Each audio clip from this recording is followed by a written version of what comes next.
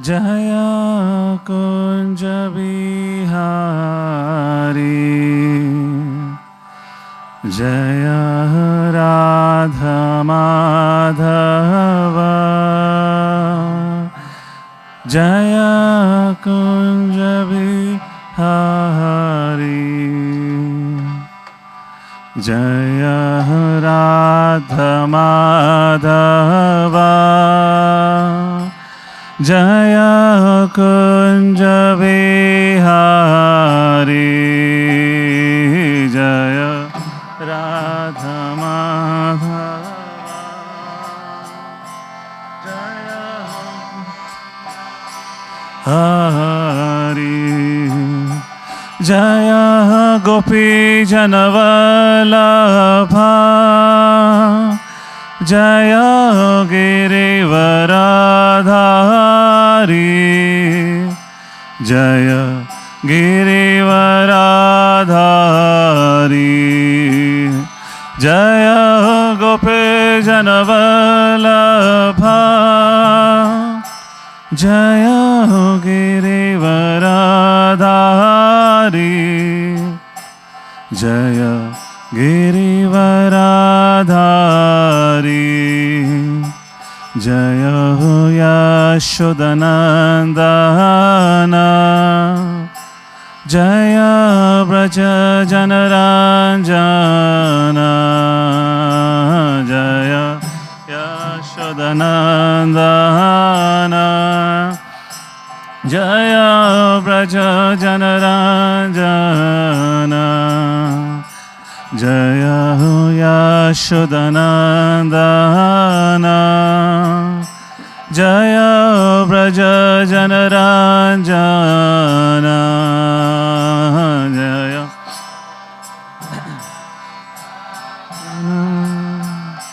Jaya Braja Janaranjana, Jaya Yamunatiravanachari, Jaya Kunja Bihari, Jaya Kunja Bihari,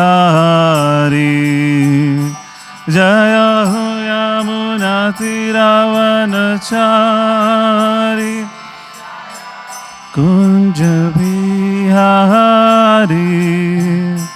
Jaya Kunja Bihari, Jaya Radha Madhava, Jaya Kunja Bihari, Jaya Radha Madhava,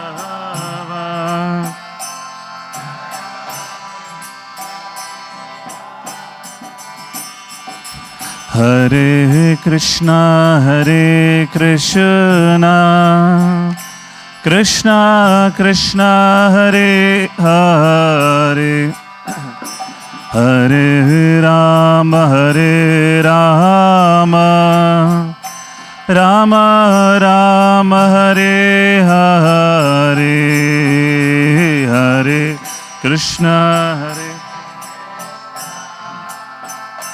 Krishna Krishna, Hare Hare, Hare Rama, Hare Rama, Rama Hare Hare, Hare Krishna, Hare Krishna, Krishna Krishna, Hare Hare, Hare Rama, Hare Rama, Rama Rama, Hare Hare, Hare Krishna,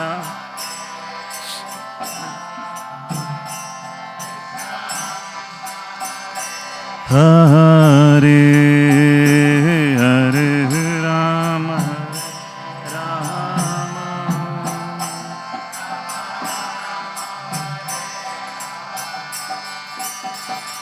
Hare Krishna, Hare Krishna, Krishna Krishna, Hare Hare, Rama Hare Rama, Rama Rama Hare Hare, Hare Krishna Hare Krishna, Krishna Krishna Hare Hare, Hare Rama Hare Rama, Hare Hare Krishna Hare Krishna, Krishna Krishna Hare Hare, Hare Rama Hare Rama, Rama Rama Hare Hare, Hare Krishna Krishna Hare Hare,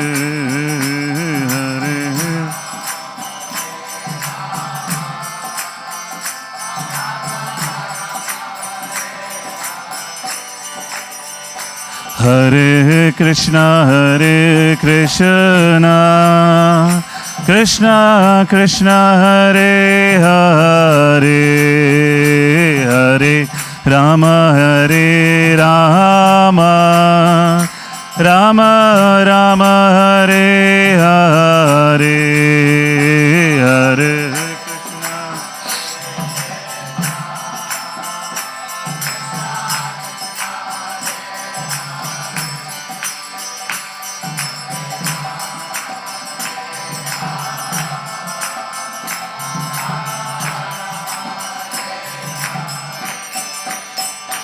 Hare Krishna Krishna Krishna Hare Hare, Hare Rama Hare Rama, Rama Rama Hare Hare, Hare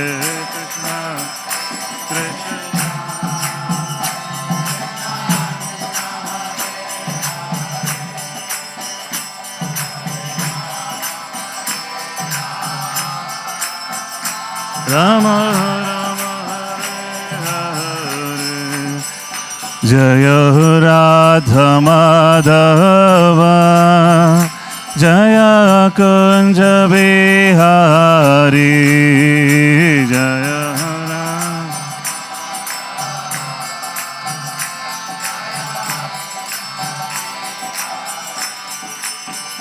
Jaya Radha Madhava, Jaya Kunja Bihari, Jaya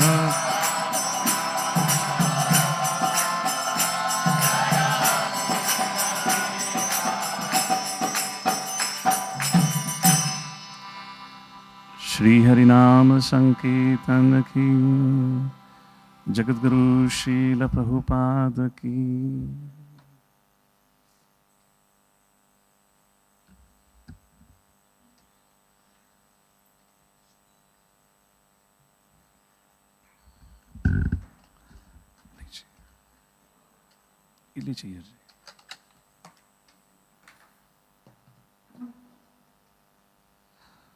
Om Namo Bhagavate Vasudevaya,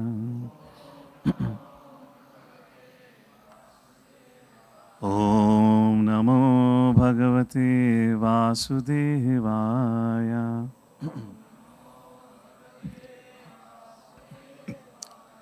Om Namo Bhagavate Vasudevaya.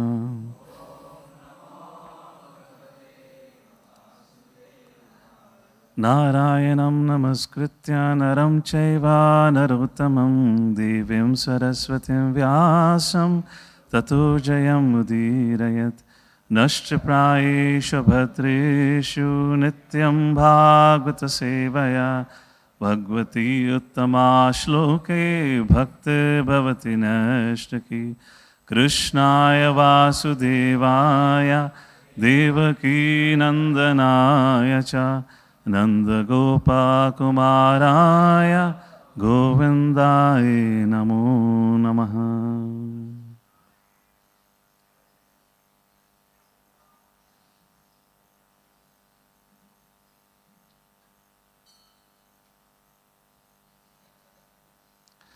Hare Krishna. So, welcome everyone for today morning Srimad Bhagavatam class. We are reading from 6th canto, 9th chapter, verse number 39.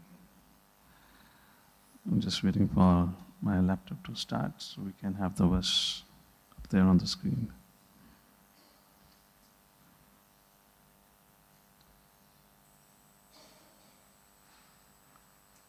It should have come. Huh? Okay, so I'll start with the praise in the meantime we get the screen over here. Om Ajnanatimirandasya Jnananjana Shalakaya Chakshurunmilitam Yena Tasmai Shri Gurave Namaha Shri Chaitanya Manobhishtam Sthapitam Yena Bhutale Swayam Rupa Kadamayam Dadati Swapadantikam Vandeham Shri Guru Shri Juta Padakamalam Shri Gurun Vaishnavamsha Shri Rupam Sagarjatam Sahagana Matanvitam Tam Sajivam Sadvaitam Savadhutam Parijana Sahitam Shri Krishna Chaitanya Devam Shri Radha Krishna Padam Sahagana Lalita Shri Vishakhanvitamsha Namaum Vishnu Padaya Krishna Prishtaya Bhutale Srimati Bhakti Vedanta Swami Niti Namine Namaste Saraswate Deve Gauravani Pracharine Nirvishesha Shunyavadi Pashyatai Deshatarine Namo Mahavadanyaya Krishna Prema Pradayate Krishnaya Krishna Chaitanya Namane Gautase Namaha Vanchakalpa Tarubhyasya Kripa Sindhubhya Evacha Patitanam Pavanebhyo Vaishnavebhyo Namo Namaha He Krishna Karuna Sindhu Dinabandhu Jagatpate Gopesh Gopika Kanta Radha Kanta Namastate Tapta Kanchana Gaurangi Shri Radhe Vrindavaneshwari Vrishabhanu Sute Devi Pranamami Hari Priye Jai Shri Krishna Chaitanya Prabhu Nityananda Shri Advaita Gadadha Shivasadi Gaur Bhakta Vrinda Hare Krishna Krishna Krishna Hare Hare Hare Ram Ram Ram Hare Hare.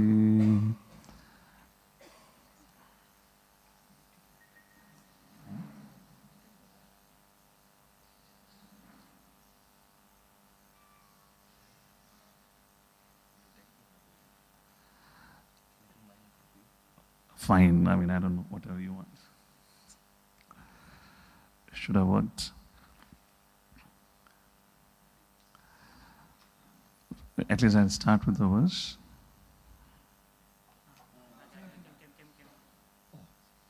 I just disconnected.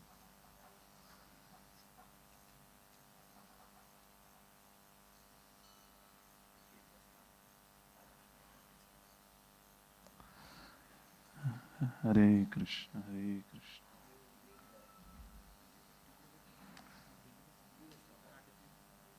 Yes, we do the shloka.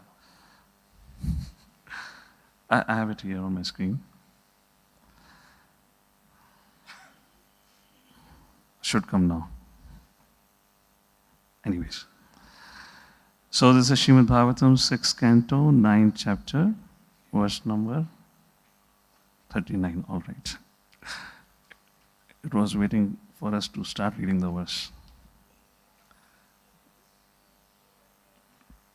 It'll come. Okay. Fine. So, a little big verse, so I may not be able to say in meter. Ataha vavatava mahimamrita rasasamutra viprusha sakrad avilatya swamanasi nishyandamana vartata sukhena Vismarita drashtashruta vishaya sukhalesha bhashaha Parama bhagavata ekantino bhagavati sarvabhuta priya suhridi Sarvatmani nitaram nirantaram nirvrata manasa Katam huha vaite madhumathana punaha swartha kushala Hi atma priya suhridah sadhavastvacharna bhujanusevam vasrujanti na yatra punarayam samsara paryavartaha. Hare Krishna. So what meaning? Translation and purport by His Divine Grace, A.C. Bhaktivedanta Swami Srila Prabhupada. Srila Prabhupada ki. All right. Ataha, therefore, Vava, indeed, Tava, your Mahima of glories, Amrita of the nectar, Rasa of the mellow, Samudra of the ocean. No, we'll stop again. You can read. Viprusha, by a drop. Sakrat, only once. Avilidhya, tasted. Swamanasi, in his mind. Nishyandamana, flowing. Anavarata, continuously. Sukhena, by the transcendental bliss. Vishmarita, forgotten. Drishta, from material sight. Shuta, and sound. Vishaya Sukha, of the material happiness. Lesha Bhashaha, the dim reflection of a tiny portion. Parama Bhagavataha, great exalted devotees. Ekantinaha, who have faith only in the Supreme Lord and nothing else. Bhagavati, in the Supreme Personality of Godhead. Sarvabhuta, to all living entities. Priya, who is dearmost. Suhadi, the friend. Sarvatmani, the super soul of all. Nitaram, completely. Nirantaram, continuously. Nirvata, with happiness. Manasaha, those whose minds. Katham, how. Yuha, then. Va, or. Ete, these. Madhumatana, O killer of the Madhu demon. Punaha, again. Swartha Kushalaha, who are expert in the interest of life.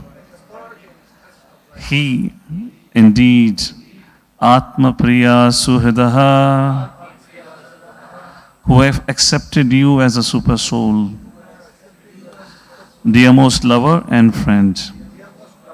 Sadhavaha, the devotees.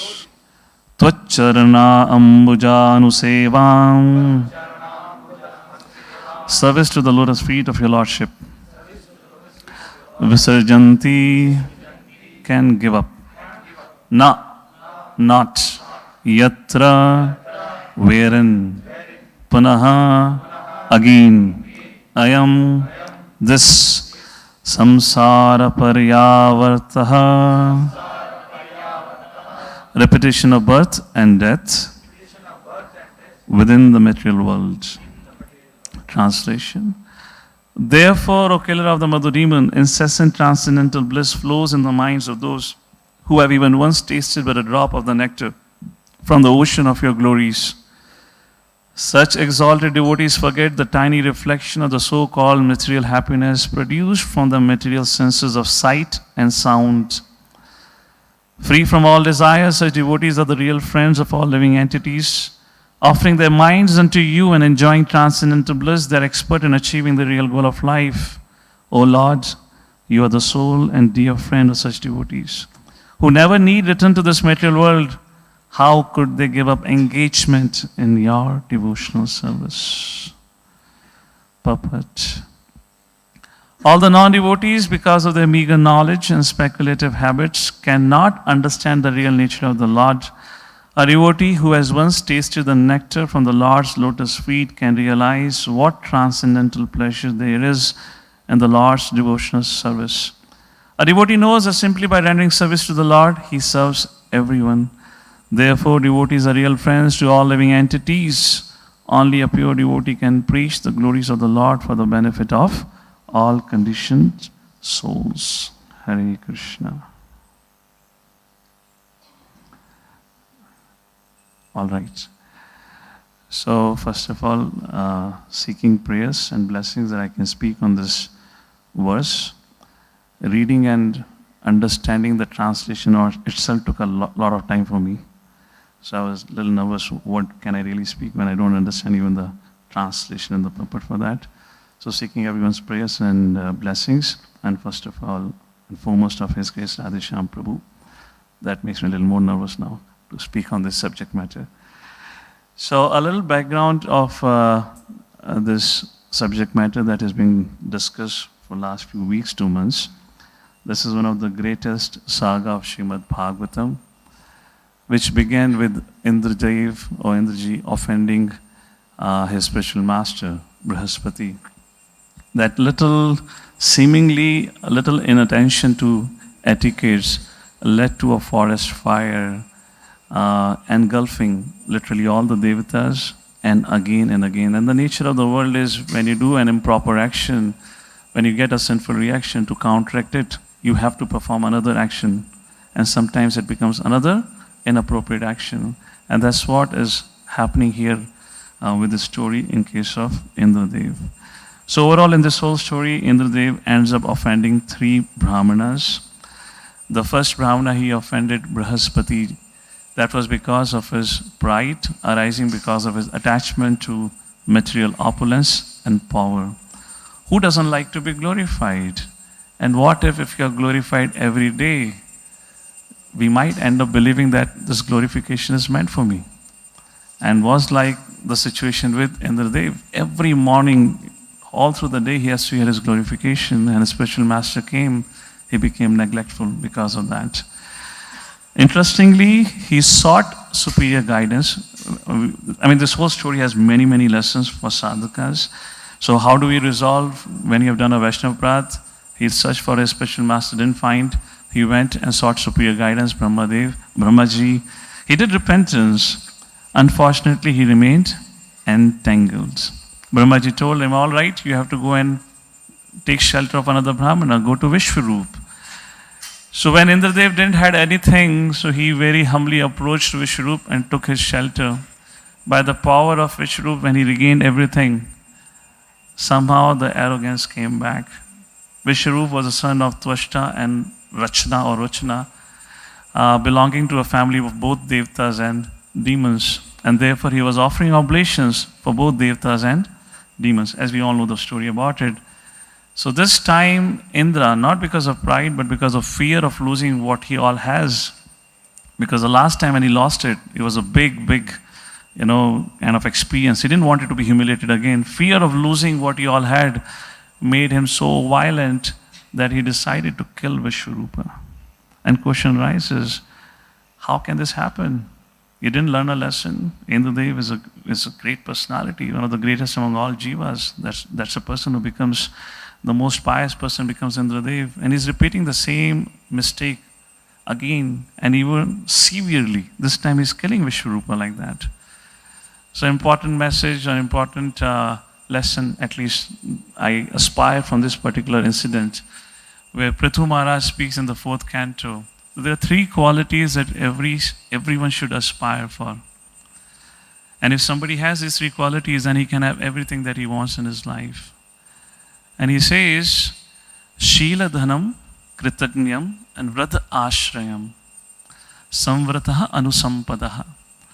Whoever have these 3 things, what is that? Shila Dhanam, the wealth of character. Kritagnyam, Kritagya, which means gratitude. And Vrata Ashrayam, which means shelter of superiors. Superiors not by age. Srila Prabhupada categorically writes in the purport. Superior not by age, but superior in terms of spiritual maturity. If somebody has these 3 things, or somebody cultivates these 3 things, then he can have anything and everything in his life. In other words, his life is all auspicious. So, in case of Indradev, apparently he didn't have that gratitude for Vishnu, because of whom he regained everything. And he remained entangled. We are reading the prayers of Indradev now, and the Devatas will briefly reflect upon why they started making a prayer. And we see at the end of the prayers, Lord Shri Krishna was also not pleased. So Srila Prabhupada writes something very beautiful in relation to it in Srimad Bhagavad Gita, and he says, is following enough? Following instructions good enough? Prabhupada says. But even if he follows the rules and regulations and moral principles and ultimately does not come to the stage of understanding the Supreme Lord, then all his knowledge becomes spoiled. And even if he accepts the existence of God, if he does not engage himself in the service of the Lord, his attempts are spoiled. Some siddhir haritoshnam. We see in the prayers that we have read until now, until before this verse, they were glorifying Lord to be the Supreme Personality of Godhead. Recognition is there, but aspect of devotional service is kind of missing. This is 16th chapter, verse number 23, purport. Prabhupada writes ahead. Therefore, one should gradually raise himself to the platform of Krishna consciousness and devotional service. It is then and there that he can attain the highest perfection stage, not otherwise. So is following enough? Not necessarily. Unless our actions, our service pleases Krishna, pleases Guru and Vaishnava, so it's not really enough. So that kind of thing happened over here. So Indradev kills Vishwarup. Tvashcha, the father of Vishnu, becomes extremely angry. He offers fire oblations with an intention to kill Indradev, and he misspelled a mantra, and that mantra meant that let there be a birth of a son who can be killed by Indradev. And then appears Vritrasur.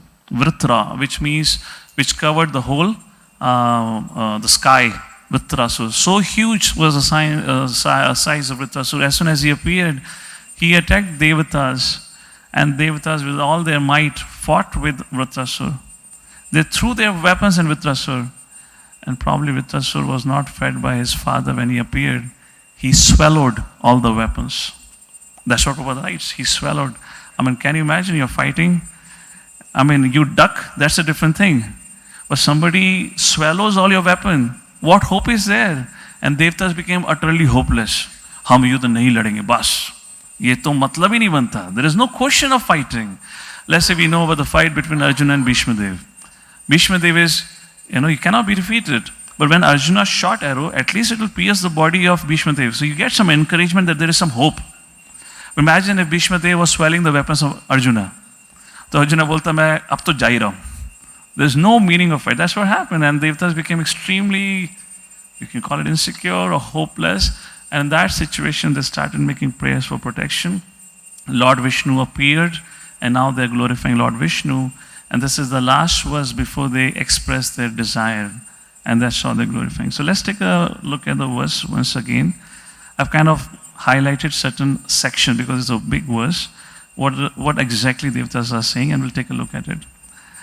So the very first thing they say is Mahimamrita ras samudra vipurusha sakrad aviladhya swamanasi nishyandamana avratha sukhena.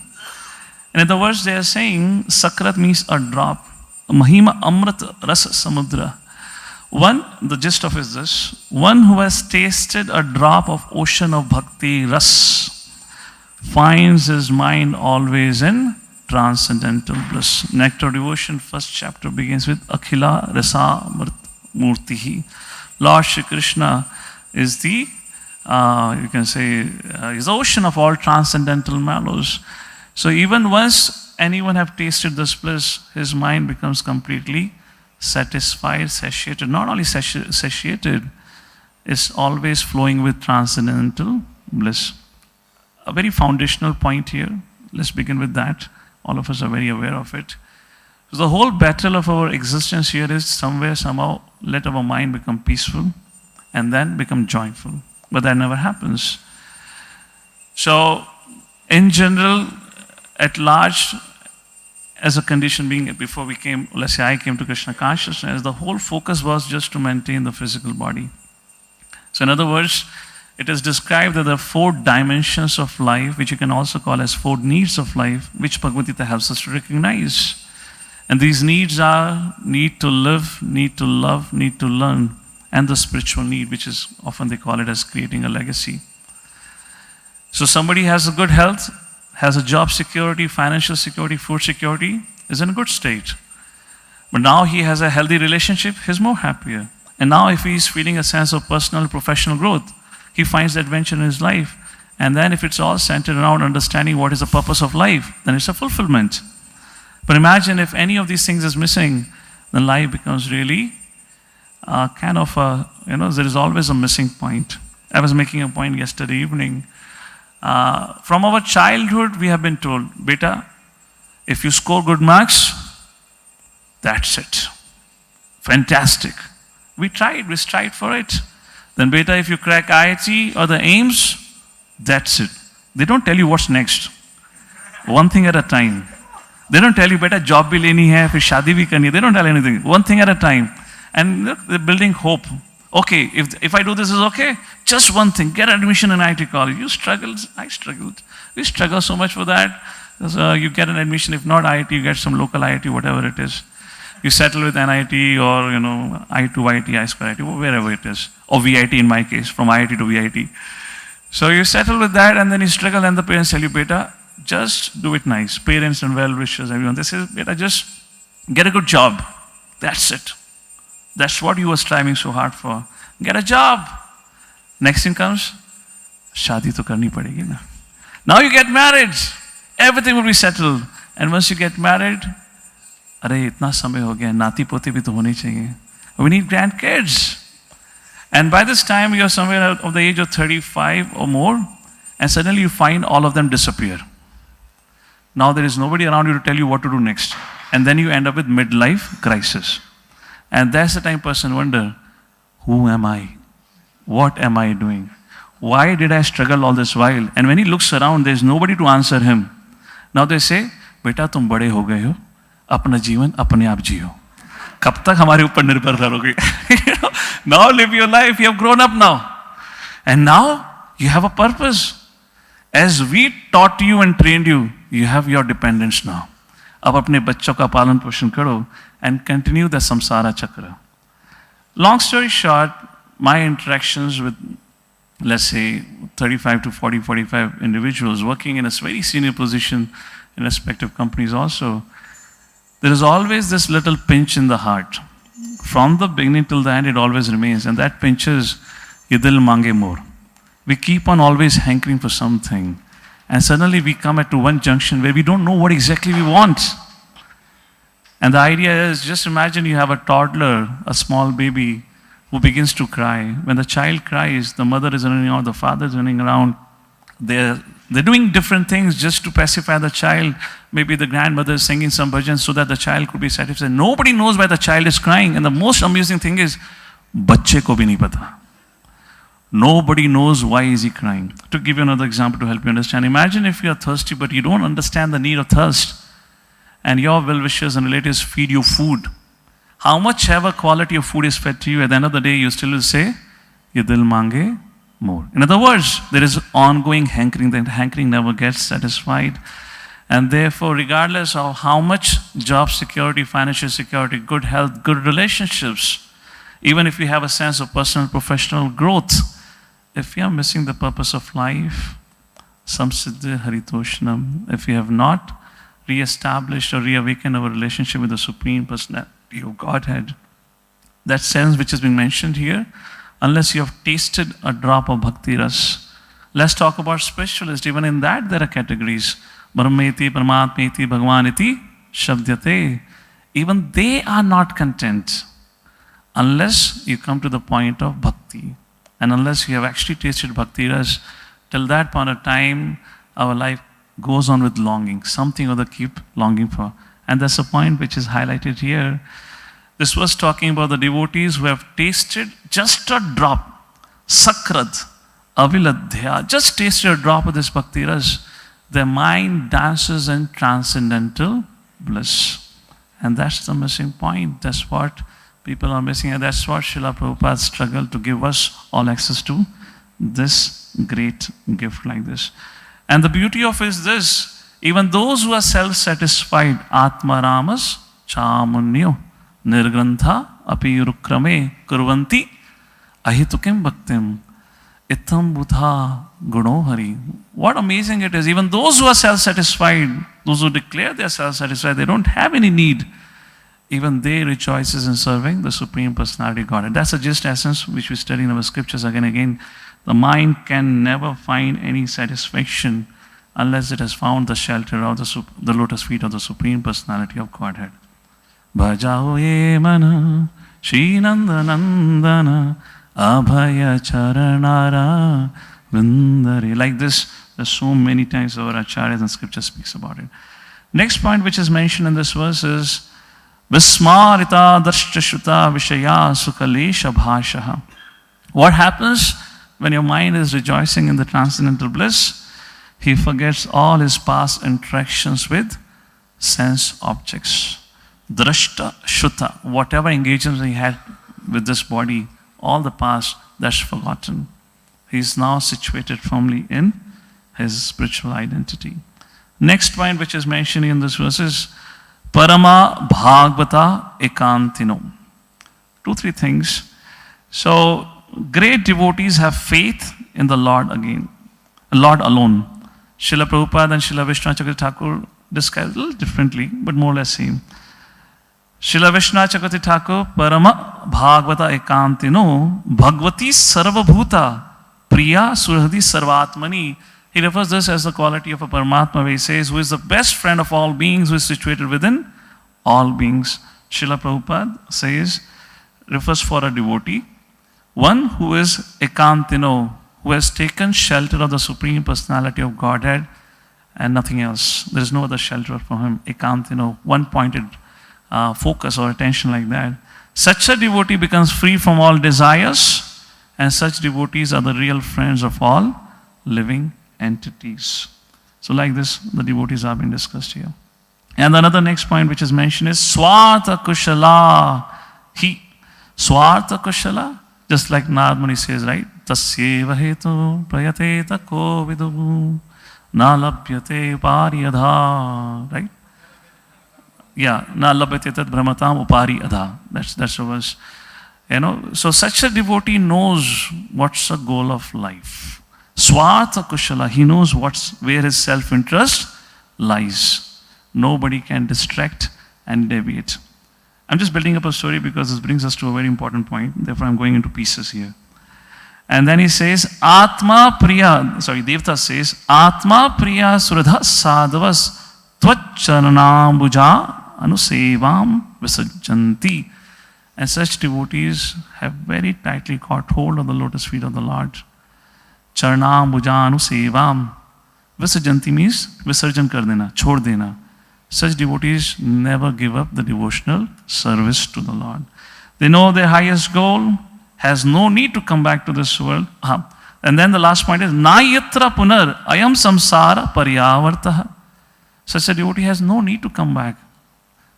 What is that? Mamupetya Punarjanma Dukhalayam Ashashvatam Napnuvanti Mahatmana Samsiddhim Paramam Gataha. So one Mamupetya who has attained me, there is no need for him to come back to this material world. That's what Devtas are saying.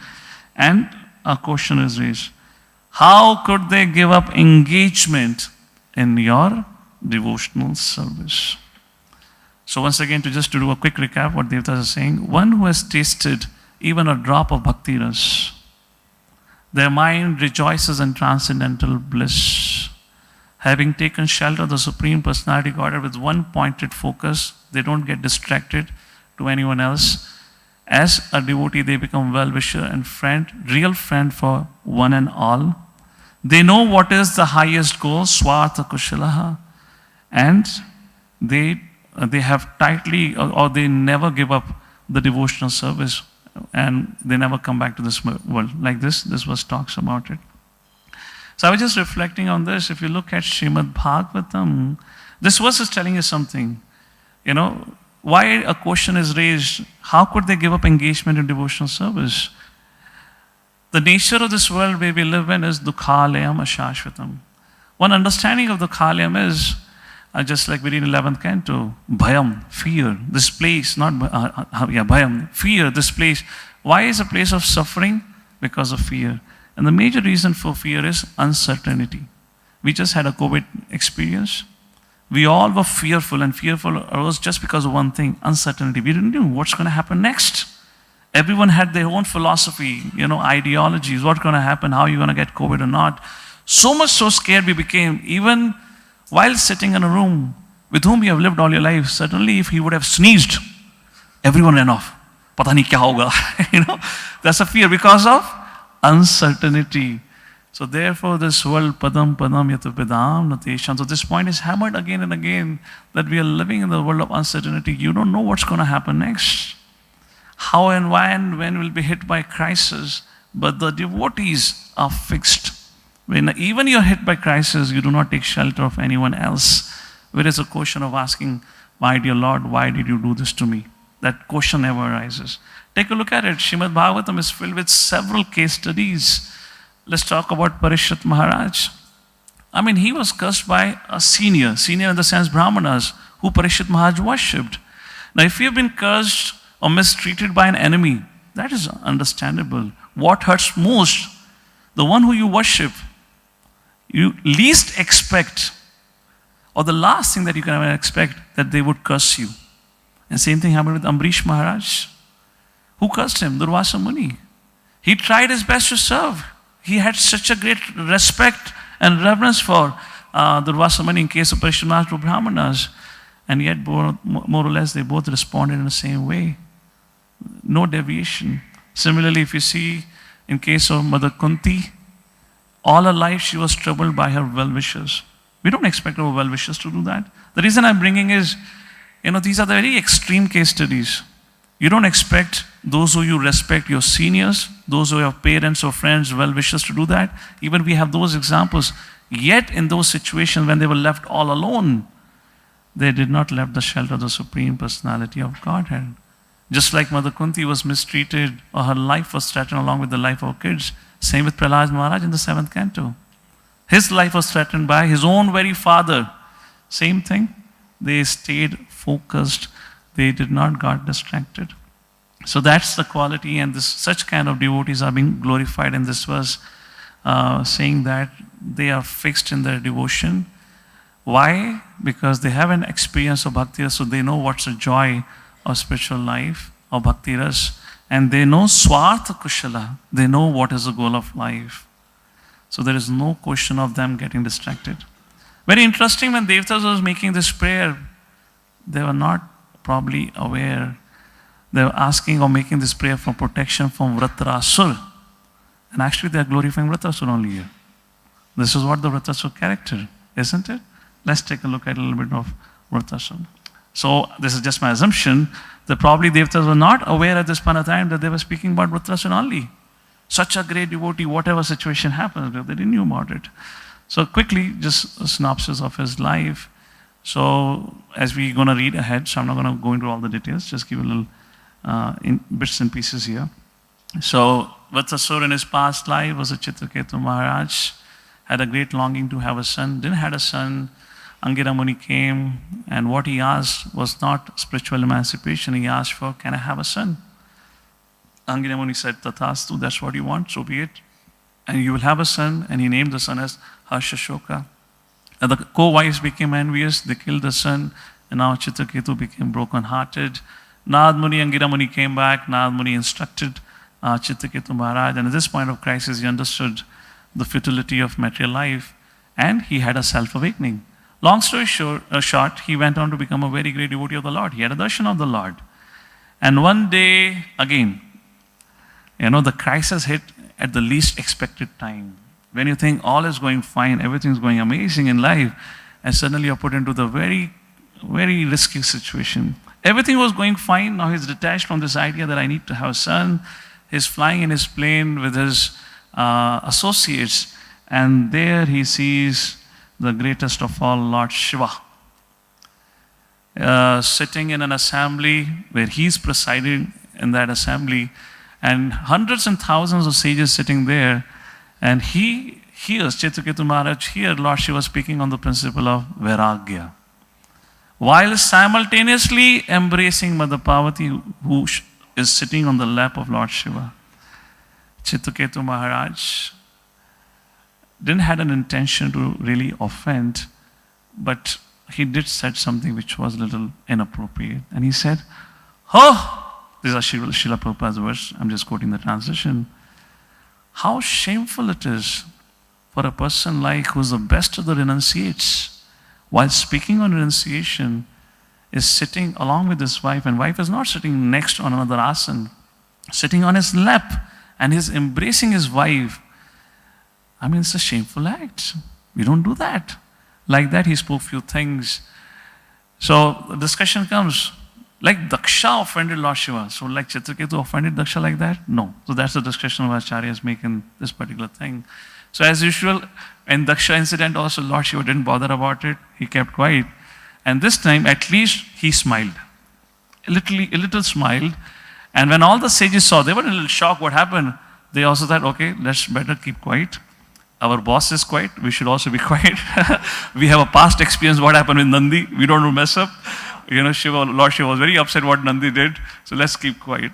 But the wife cannot tolerate the insult of her husband. Mother Parvati, she became outraged. And she said, you upstart.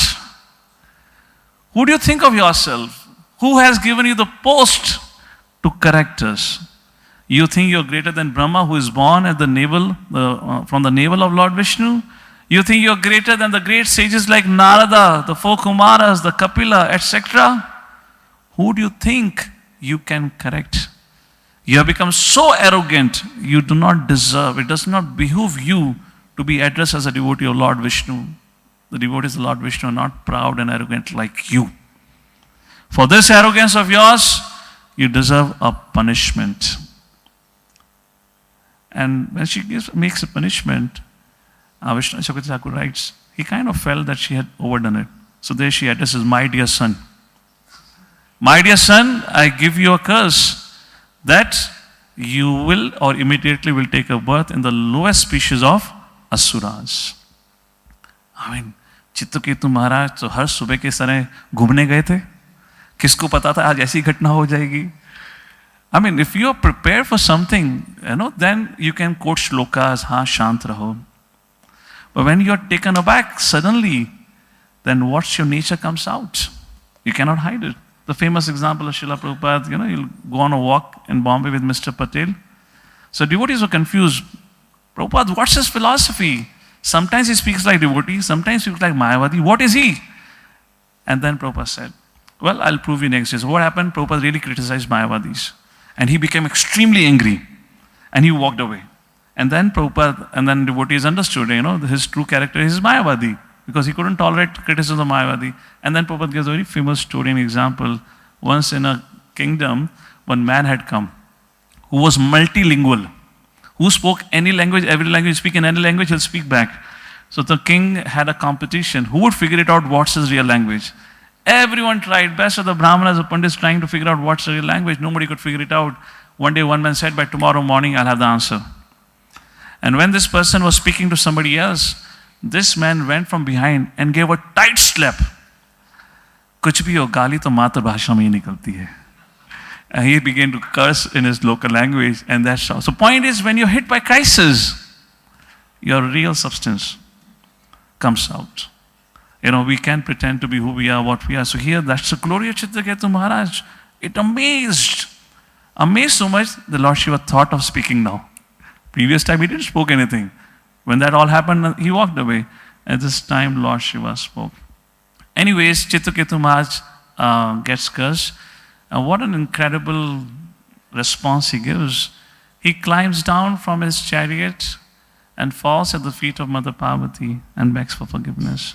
He said, my dear Mother Parvati, I didn't have no intention, but whatever has happened for good.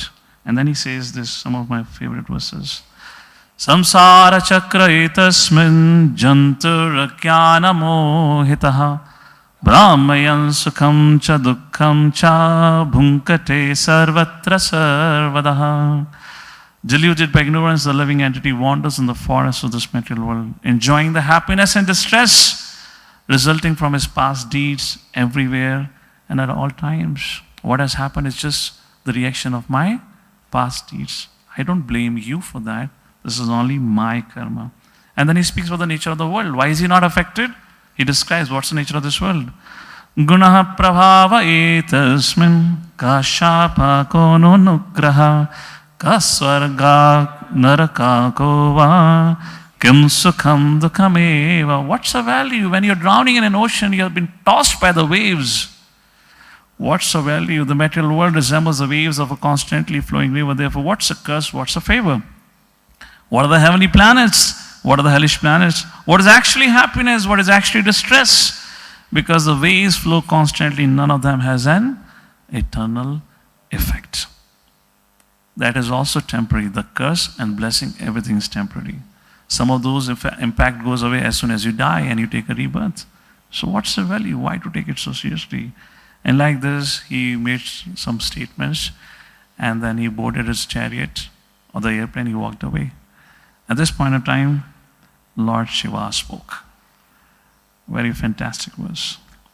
Shri Rudruvacha Drashtavati yasi shushruni Hare Radbhuta Karmana Mahatmayam Bhratya Bhratyanam Nihas Prana Mahatmanam.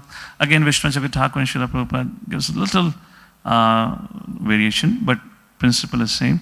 So Lord Shiva is saying, Drashtavati Ashishushroni. Do you see, my dear wife? Not like my dear wife, Shushroni, the most beautiful. And Srila Vishnu Chakra Thakur writes in his commentary, this was a sarcastic comment. Hare Adbhut Karmana. So Vishnu Chakra Thakur says, this is the astonishing pastimes of Lord. And Srila Prabhupada says, this is about the devotee, like that. Mahatmyam Bhratya Bhratyanam. Bhratya means servant. Bhratya Bhratyanam means, this is the glories, Mahatmyam, of the servant of the servant of the servants. Nihas Pranam Mahatmanam. Nihas Pranam means they have no attachment. They don't have any material aspirations. Therefore, look at it. How Chitraketu Maharaj responded, who is not even a direct servant, he is a servant of the servant of the servant of the Lord. Look how he has responded. And Srila Vishnu Chakra Thakur writes, in other words, Lord Shiva is telling Mother Parvati, although you are the most beautiful woman in this world, your beauty has faded in comparison to the greatness of a devotee of Lord Vishnu.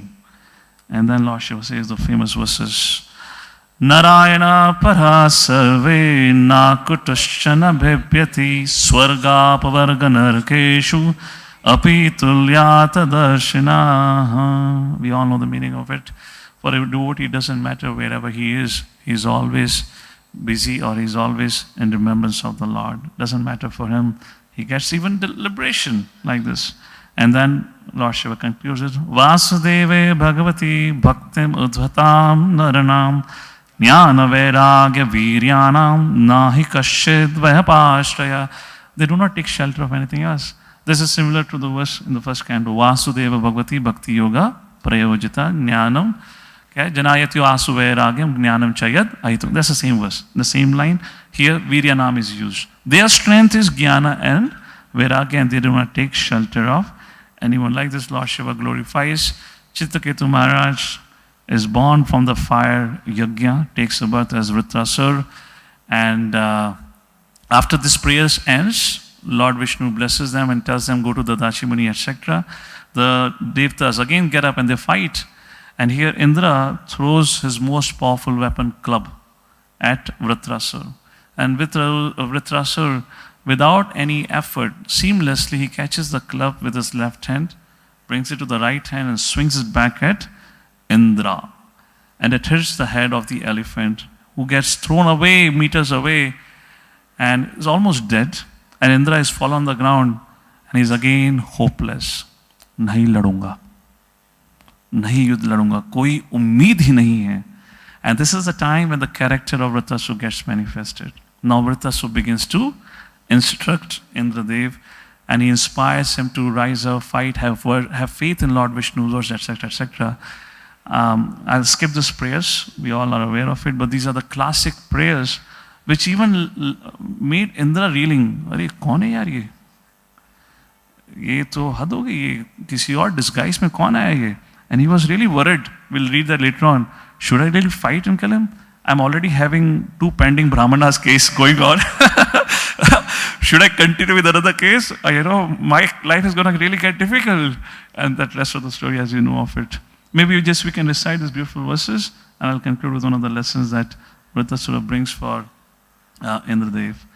Aham hareta paday kamula dasanudaso bhavitasmi bhuya manasmareta supate gunauste granitava karma karotu kaya. I'm skipping the meaning here because in the time many of us know this.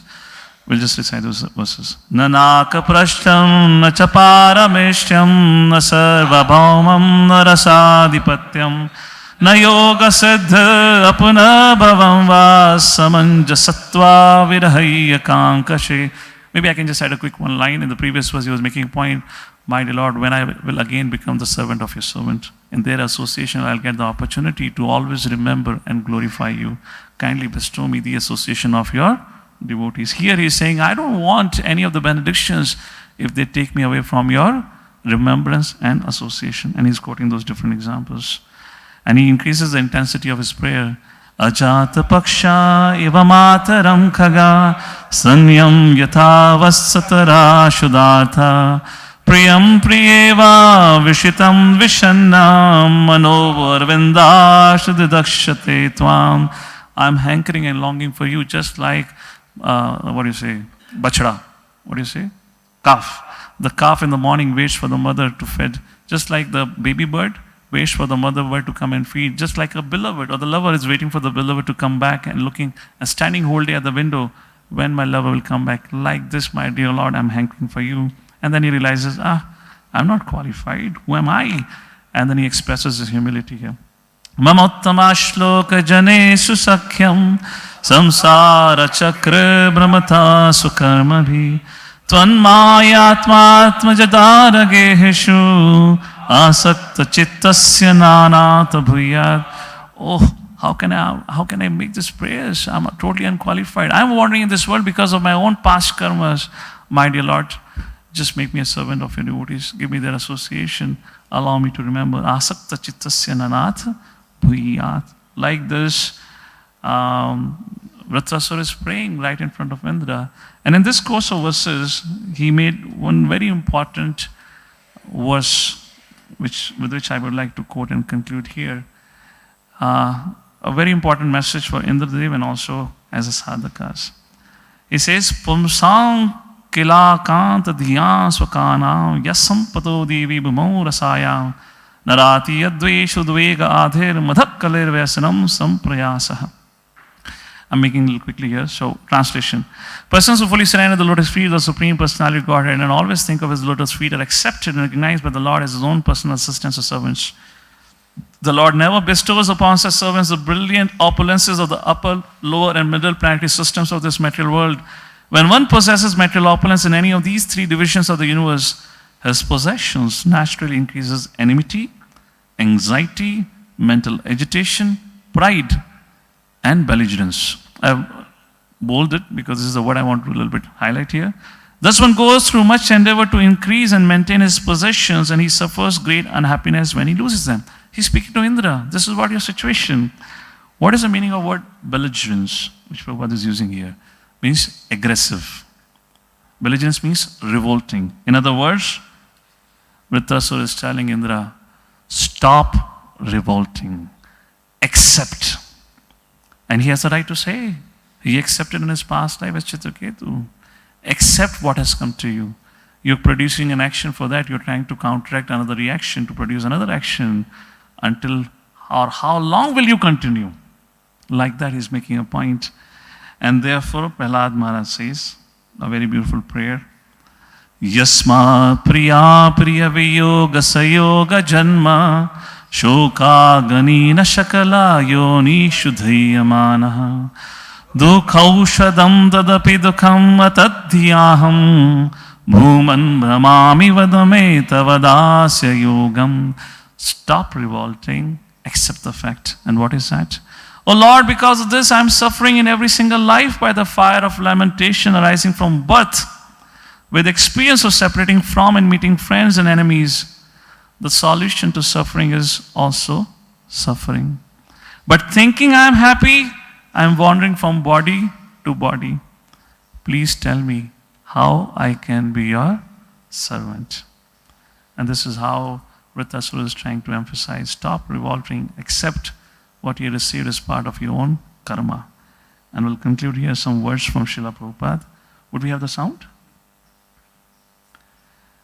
This is one lecture which I had heard it and was very, very inspiring. Just a clip from it. So, on this same subject matter.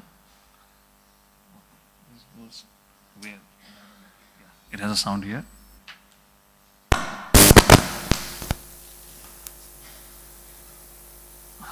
Sorry for this interruption. One quick second here. Hare Krishna, Krishna Krishna, Hare Hare, Hare Ram, Ram Ram, Hare Hare. So headphones, right? This goes to headphones. This should be the sound. All right. Srila Prabhupada has something to say on this subject matter. All right. I hope it will come. No sound. So Narad met Krishna, his devotee. He could speak Krishna with little criticism. My dear sir, Krishna, by becoming your devotee, the Pandavas are very happy. They have lost their kingdom, their wife is insulted, and now they are banished for 2 years. So, it is very good thing. But the wonderful thing I see, that in spite of all this inconveniences, they have increased their love for you. So Narada is astonished. What kind of hypnotism you do, I do not know. In spite of being placed in so much inconveniences, their love for you has increased. That is the position of man. Once surrender, sincerely. Krishna, I am yours. Krishna will never leave you. He will protect you. But if we had become little stronger, then there is no question of falling down. Rasagga rasena rasiyana griyate vasikriyate. Krishna vasikriyate. Vasikriyate means hypnotize. It is so nice that one becomes hypnotized. So Krishna is so nice. Yes, he is all attractive. He hypnotizes his devotee. Hare Krishna. The highest devotees, having forgotten even a trace of material happiness by the continuous bliss of prema, flowing in their minds after having tasted one drop of the ocean of sweet nectar of your glories, have faith in the Lord alone, who is the best friend of all beings and who is situated within all beings. How can these devotees, whose minds are continuously blissful or blissfully, who know their own benefit and are friends with you, give up service to your lotus feet, which offer no return to this material world? Hare Krishna. Jagadguru Srila Prabhupada ki, Srimad Bhagavatam ki jai.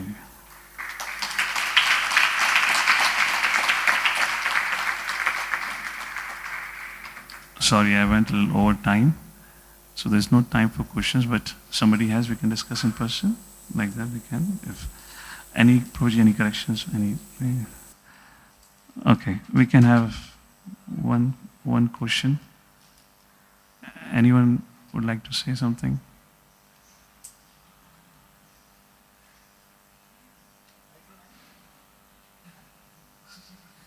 Short question.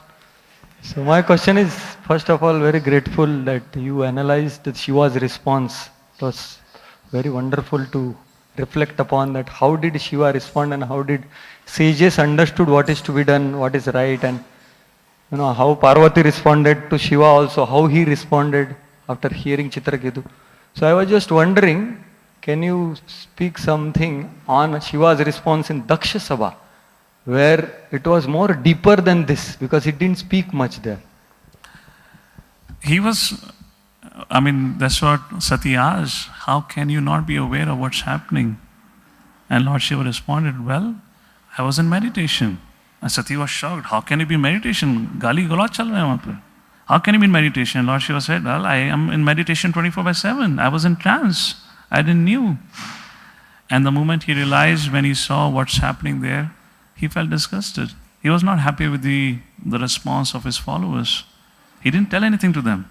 He felt disgusted. Therefore, he just walked away. Now you draw a parallel over here in the case of, Chitraketu has been cursed.